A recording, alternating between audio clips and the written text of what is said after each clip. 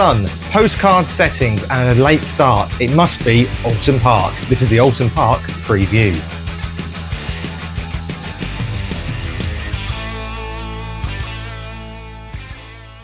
Well done, mate. You got through that. First time.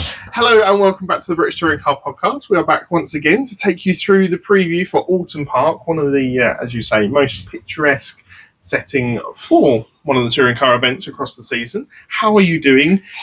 It's Hot. A bit warm, isn't it? Yeah, it's warm. Summer has arrived here in the East Anglia of the UK. You got the right teeth in today. It's the heat. It's not going well. Sure. I've been up early. Yeah, it's a really sunny week. It's going to be a real hot weekend. We are going north this weekend.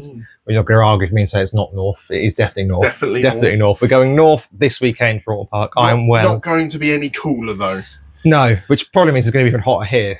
Which is probably, in some ways, small mercies that we're escaping this weekend, because if we were watching it, all the action up here on Sunday, you may melt, or may have melted. Yeah. So we'll have that fun with Croft when that rocks around. But yes, it is Oulton Park this weekend. It is the halfway mark of the season. It's absolutely flown by. It has.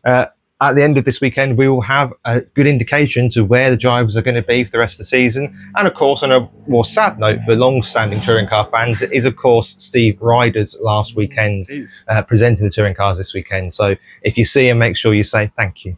Yes, I do find it slightly bizarre that he's going halfway through a season, but January transfer window. Down to him, making the most of the summer break and very much extending that going forward. Absolutely. And, he's been an asset to the touring cars throughout its history, basically. And I think he does a really, really good job. Certainly a lot more professional than some others at other times. Paul O'Neill. I mean, in glass houses is all I'm going to say on that. So Oulton Park, then 12 corners, 2.23 miles. We're on the medium layout of the circuit in terms of length. There is basically a glorified circle, and there's an even longer bit that goes into the woods and back round again, which is used on the GTs. Yeah. But we are using just the smaller island loop, which is the roundy bit, and then the long, nice tight hairpin. Yeah. It's a very narrow track, Oulton Park. It's very difficult to overtake on. Lots of barriers close to the circuit as well. It's probably the closest we get to a street race, and it's not a street race, but it's the closest we get to a street race in the touring cars when you look at how close some of the barriers are to the circuit itself. It debuted into the series in 1960. Would you like to hazard a guess who was the qualifying lap record? I think it was when the Nappers were absolutely dominating. You say this every week, and every week you're wrong. Yeah, am I wrong this Yes, week? you are indeed, yes. It was Tom Ingram in 2024, so last year for 1 minute 24.2. Would you like to take a guess of what the race record was? Let's go for Ingram as well. No, it was Camish last year for 125.4, so wrong on both. It's becoming a habit. Sounds like me. Absolutely. In terms of the action last year, race 1 saw Ingram, Sutton and Camish make up the top 3 places. Race 2 saw Cook, Ingram and Hill. Race 2 last year, Sutton had the meatball flag due to the flapping rear wings of the Focus, wasn't it? The smallest bits of bodywork possibly bolted to the Napper Ford, but they were clamping down on those bits and pieces last year. They were quite, because it was basically the whole of the rear wheel cover. It did flip up in a big way. So it did. Yeah, it probably was right for an orange flag. And then in race 3, we saw Hill, Dobble, and Aaron Taylor Smith taking the. Did I say double right? I did, didn't I? Doble. I keep saying double wrong. It was Hill, Doble, and Aaron Taylor Smith in the top 3 places. Sutton got a drive-through penalty. Or did he hit the wall? It was a weekend to forget for him. It was his bad weekend of last season. Something which he hasn't really had as of yet. Leads the way by quite an extensive amount. Well, him and Ingram lead the way by quite an extensive amount. 40 odd points, I think, at the moment from Rowbottom now, who is in third. Yeah, absolutely. So, as you say, it is Sutton at the top of the standings with Ingram behind. Ingram is only 9 points back, so there's a good little battle at the top. And then Rowbottom is 40 points behind Ingram, so 49. Great maths behind the lead. Camish on 128, and then Jake Hill on 114. Because we like to think we've got a decent title race going on, I have done the results for the top 5 on the basis that they're all maybe in the championship hunt, maybe not. So I'll start at the bottom. Rowbottom last time out had a 15th, a 9th, and a 6th. Camish a 2nd, a 4th, and a 5th. Hill a 5th, a 3rd, and a 1st. BMW tends to go quite well here. Ingram a first, a second, and a fourth, which is becoming a standard Ingram weekend, and then Sutton a second, a 16th, and an 18th. So, as I say, only 1 point finished from Sutton last year. Yeah, it does seem to be a decent track for BMW. I think this is where Hill took his first win and had it taken off of him, wasn't it? Yes, for instance with Matt Neal. Yes. But yeah, there's plenty of traction zones around here, so we do believe the BMW might go a little bit better than it has done in recent weekends. We saw that surge of speed that they had at Brands. Do you think they're going to get anywhere back to that this weekend? Yeah, and it's going to be hot this weekend. That is undeniable. There's going to be no sort of, will it rain? When it rain, it might do. We know for a fact it's going to be hot this weekend, and the BMW works well in hot conditions. It controls the tyre deck better in those conditions than it does in the more milder ones. Yep. It means it gets the tyres up to speed quicker, the brakes up to speed quicker, etc., etc. And as you say quite right, there's a lot of traction zones. That hairpin is somewhere that the BMW really can sweep round and get the drive out of the corner, heading down into the chicane. I think we're going to see a lot of cutback moves at that hairpin this weekend. We have seen a couple of drivers get it wrong in the past, and there'll be some incidents down there, so do keep an eye out for that, especially if you're viewing up on that bank up over the hill. Yeah, it's a what I'd call a bunching zone, because everybody has a slightly different braking point on the car, but particularly depends on the guy in front of you is braking as well. It does mean you can get cars concertinaing up, bumping into each other, bumper to bumper. And as you say, we've seen, I think Colin Turton got spun around there last year as well. So yeah, it is an area that is a high action zone. To be fair, Oulton Park, while it is quite a narrow track and it is difficult to overtake, there is quite a lot of action zones throughout the circuit. Obviously, you've got Deer Leap as you come around the lap. You've got Old Hall Corner, where you see a lot of overtaking, a lot of people getting it wrong and flying off at speed into the barriers. Did Jelly end up there last year with? Yeah, he did, didn't he? It's also famous for obviously Shedden and Matt Neal coming together back in the day, and taking each other out basically of that race. So there are plenty of action zones, and yeah, I think we're going to see some decent racing this weekend. You mentioned it's going to be warm. And it's going to be very warm. Yes, it is. Yes. So Saturday looks like we're going to peak at around about 28 degrees. And then Sunday, much milder, 27.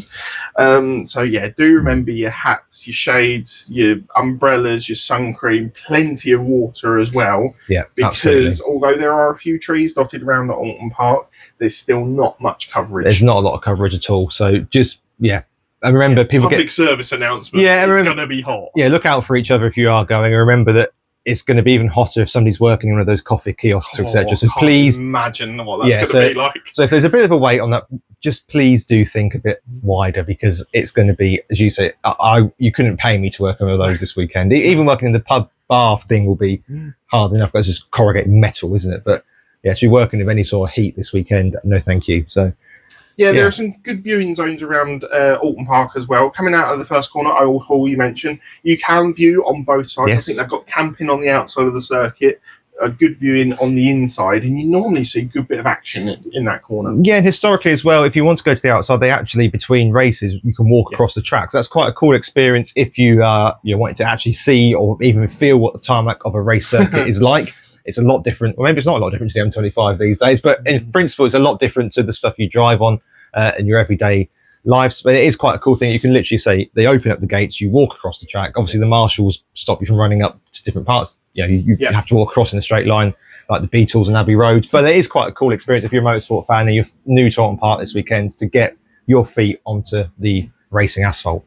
Yeah, so just to keep you up to date on the timings for this weekend, on Saturday we've got qualifying between 3 and 4, obviously subject to any time delays in the other sessions. And then the racing doesn't start until 20 past 12 on Sunday.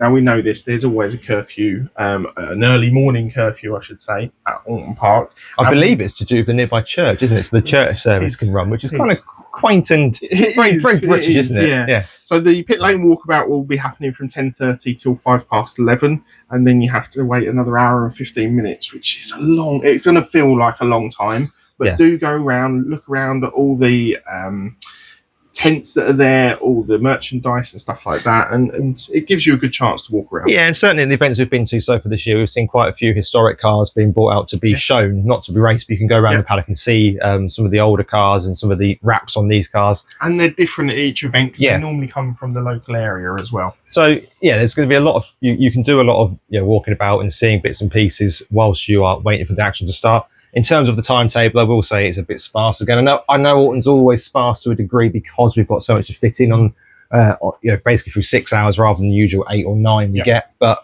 this weekend we are again looking at quite a sparse timetable. Yeah, so 7 races on the Sunday, as I said, starting with the touring cars, followed by the F4 and then the Porsche Sprint. Another touring car race at 20 to 3, followed by the Minis, another F4 race, and then the final touring car race at 5:05. Now, from what I remember the last time we were up there, it's a little tricky to get out of, but they do try to do their best up there and actually make the road out just one way, 2 lanes. That's Croft you're thinking of. Was that Croft? Yes. Oh no. Oulton Park, you got angry and decided to rally cross across the. Oh yeah.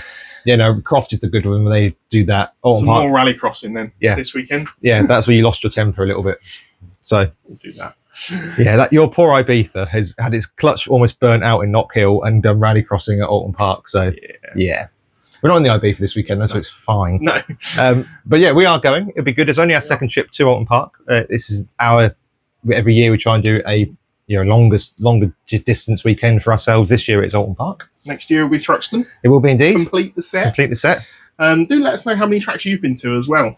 We'd love to hear your stories, especially from Oulton Park this weekend, of some sort of like notable events that you've seen there in the touring cars or other racing series, and what your favourite racetrack is to visit anyway. In terms of the actual racing on the field, we'll take that Napa and Virtual will be good as Red. We know that they're doing it at every track this year. I think in terms of who to look out for on other than those top 2 teams, BMW have to have a good weekend this weekend. We're getting into the part of the season now where we've got a couple of circuits that suit them on paper. Crofts, of course, the circuit we'll go to after the summer break. And temperature-wise, we're at their peak for their season. We always know that they go well in these hotter conditions. We never know really what we're going to get up at Knock Hill, so that's a bit of an anomaly in there. Yeah, but it's a track where Hill tends to go well at regardless, exactly, isn't it? He's sort of broken the BMW duct a little bit up there. But I certainly think this weekend, if Hill's got any aspirations and hopes of retaining that title, which to be honest with you, I think they're done anyway. I've been brutally honest. But if there's any chance, he's got to have a good weekend this weekend. I think he probably needs to take a win and a podium this weekend if he realistically wants to stay in it. I think he needs to be better than that. I think he has to be on the podium all 3 races. Because the thing is, Ingram will be on the podium at least once, if not twice, as will Sutton. And unless anything catastrophic happens, Sutton and Ingram will be finishing no lower than 6th. As a general rule, they are always in, no matter what the grid reversal is. Obviously, we'll be back to the tyre nonsense this weekend as well, so we have to see how that factors into things. But yeah, I think Sutton and Ingram between them have only finished sort of like outside the top 10 once or twice so far this season. And every other result has pretty much been inside the top 4. So we're looking for more consistency from them. I think the Restart Racing boys are certainly going to want to bounce back from Thruxton. It was a difficult weekend for them. And I think the Hyundai, as we've already mentioned, should go well here. So they'll be looking to take advantage of that. Yes, visual watchers may be wondering why I broke into a grin there. Of course, this is the scene for longer-term listeners to the pod where Smiley happened a couple of years ago. They moved down Cascades, which was a bit of Smiley bowling. Nice, happy memories. I think were we there that year? I think we were, because it was the year that Sutton was in the Infinity, because he went off right in front of us. And Sam Smelt was in the Toyota that year as well. How do you think Toyota will get on this weekend? They need to do something. Are there shoots of life? Thruxton was better. Aaron Turner-Smith finished in the top 6. Dorling got into the fast 6 and didn't disgrace himself in race 1. Obviously, his pole position in race 2 didn't quite race 3, so I didn't quite go to plan because of shenanigans in and around him. That's always the way in race 3. Shedden, when he's not being rammed into by other cars, has been okay. He's failed to impress me this season so far, and I don't know whether it's because of the time that he's had out and he's still getting used to it, getting used to how the cars now drive, how they react to the normal setups he may have put on the cars when he was previously racing. But I don't feel he's settled as well, especially as someone like Dorling, who's also come into the championship.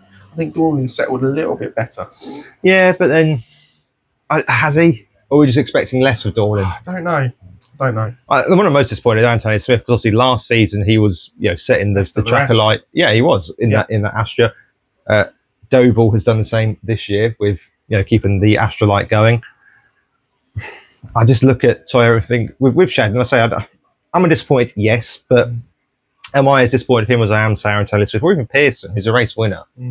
None of them have done a great deal this season so far. But yeah, I do feel that if they want to get back into, I mean, it's difficult because the way it's gone already, everyone knows that it's done. They're not going to catch any of the teams around them in the manufacturers or in the teams or in the champion or the driver championship. The only thing they might get is the Jack Sears. Yeah, it's a difficult position to be in coming up to particularly if you're Antonio Smith, halfway through the season. Particularly if Taylor Smith or Shedden, who's here or would have gone to Toyota manufacturer-back team in the hopes of, or in the belief of, at least, if not winning the championship, but being in a position to challenge for race wins, podiums, and they're not. No, definitely not. Shall we get on to some predictions? Yes, we'll get to that after the break.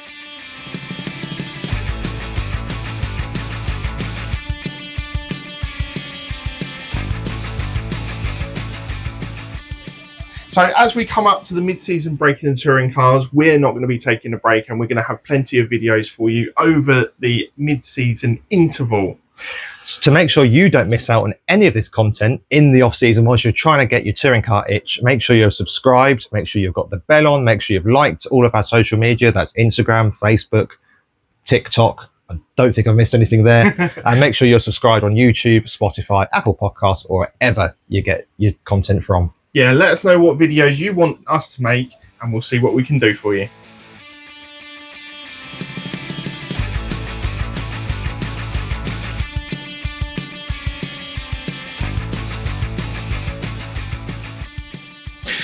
Right then. Predictions. The interesting bit. I believe the score is 11-10 to me. Correct. As it currently stands. Correct. And coming up to the midway point of the season, it is still very much all very tight. It's very tight this year. It's not been like this before. Normally one of us has a lead and the other one eats into it, and then the other one stretches clear. So could this be the weekend that someone stretches their legs and takes advantage? Because we've got some vastly different opinions. Well, we actually haven't got anything the same in the so anyone who might have just tuned in for the first time this one of us is really right. Yep. Or we're both completely wrong.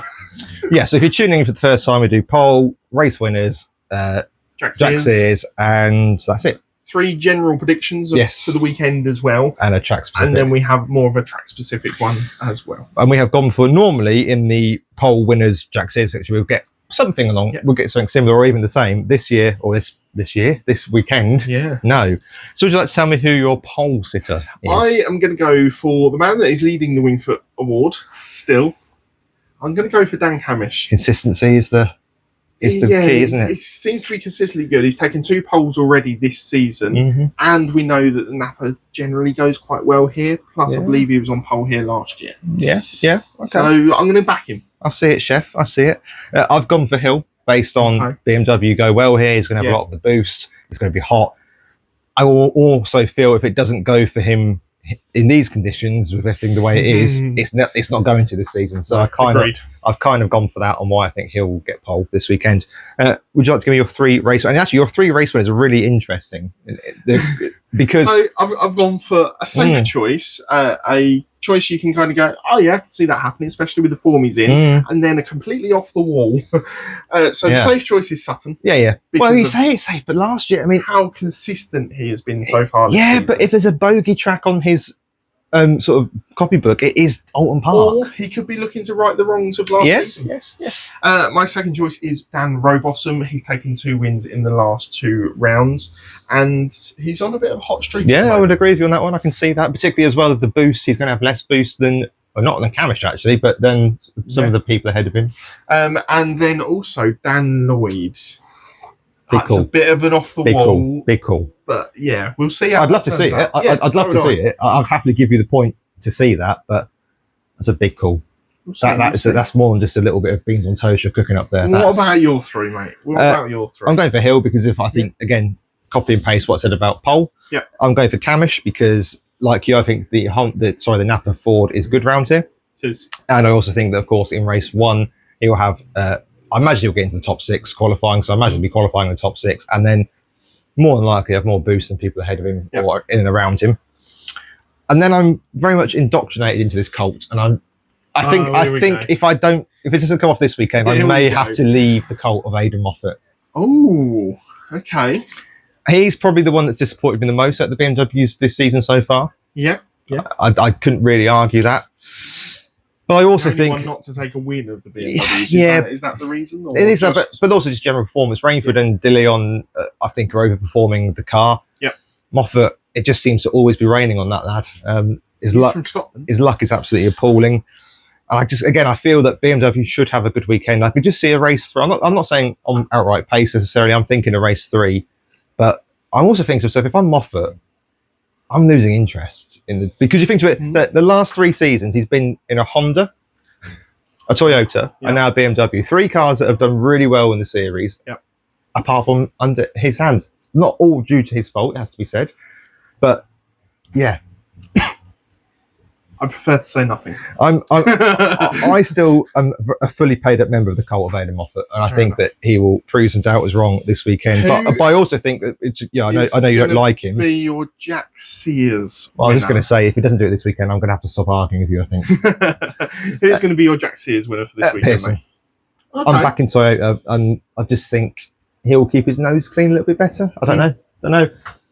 I'm spreading my eggs about this weekend, so I'm going to go for Rainford. You say the BMW may well go well this weekend, so I've got to have one BMW in my predictions. I thought about that, but I also thought if I pick Rainford, it'd be De Leon. If I pick De Leon, it'd be Rainford. So I'll pick neither of them, and I'll go for Pearson. And it'll be Osborne.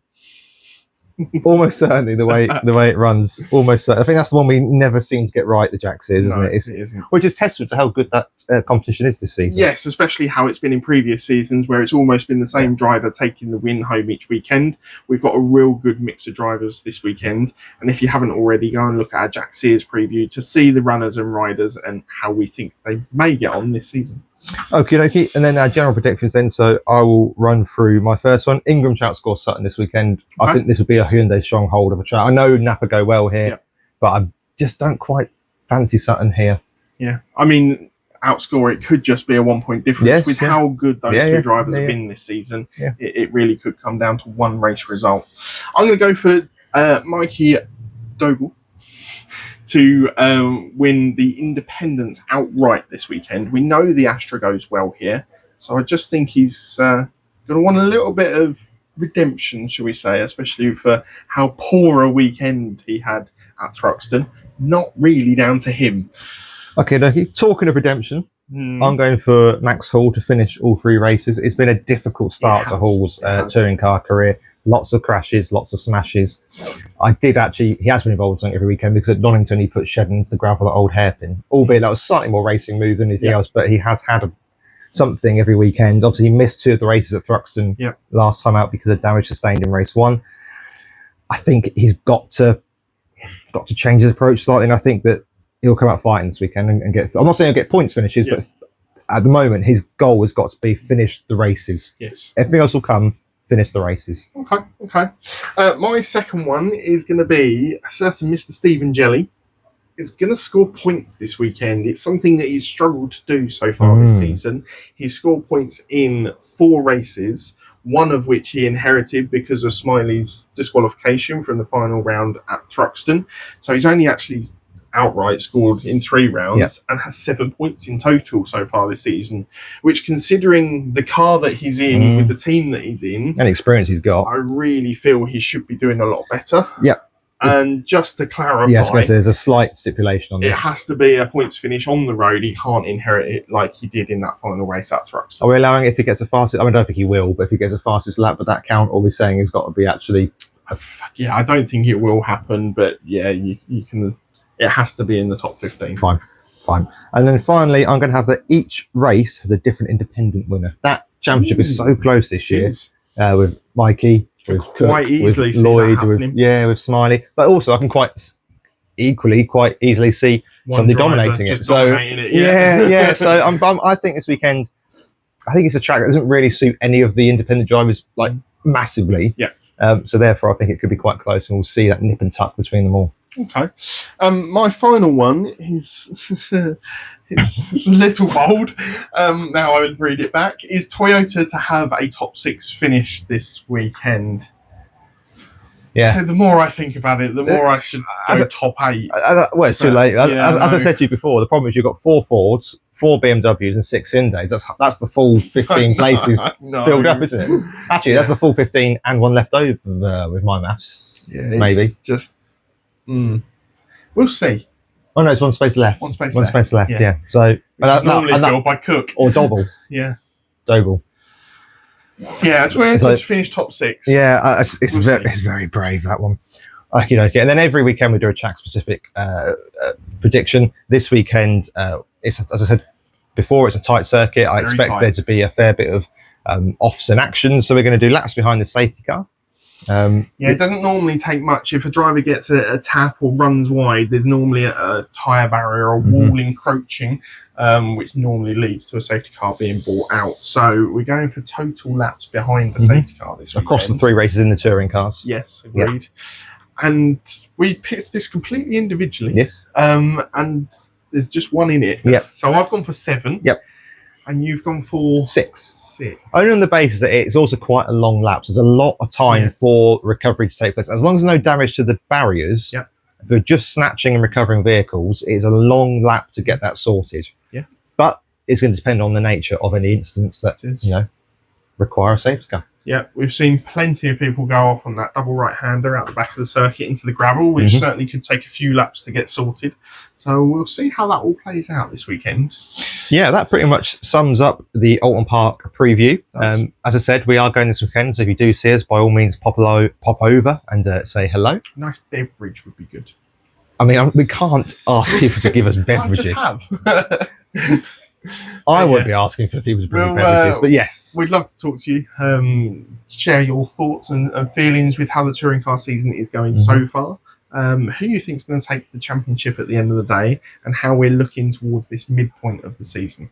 Yeah, and just to repeat Sam's PSA from earlier, if you are going, look after yourselves, look after each other. It's going to be hot. As a country, we don't deal with heat well. I don't deal with heat well. He doesn't deal with heat well. Water. Or wind. But take it easy, look out for each other, and enjoy the weekend's action. Yeah, until then, stay safe, and we'll bring you an update on Tuesday.